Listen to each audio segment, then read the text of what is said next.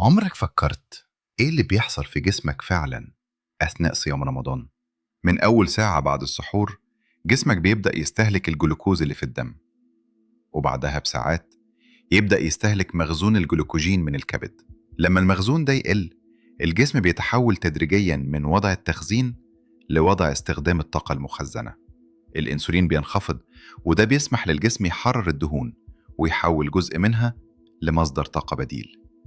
عشان كده كتير من الناس في آخر ساعات الصيام بيكونوا في حالة أيضية مختلفة تماماً عن أي وقت بعد الأكل. لكن الموضوع مش بس حرق دهون، الدراسات بتوضح إن الامتناع لساعات كافية ممكن يحسن حساسية الأنسولين ويقلل مؤشرات الالتهاب. كمان فترات الامتناع عن الطعام قد تنشط عملية اسمها الالتهام الذاتي، وهي نظام تنظيف داخلي للخلايا بيساعد الجسم يتخلص من المكونات التالفة. لكن مهم نفهم الدرجة دي بتعتمد على مدة الصيام وحالتك الصحية ونوعية أكلك بعد الإفطار، لأن الفايدة مش في الجوع نفسه، لكن في إزاي بتفطر. لو الإفطار مليان سكريات سريعة ودهون مفرطة، الجسم بيدخل في موجة أنسولين حادة ويرجع بسرعة لوضع التخزين.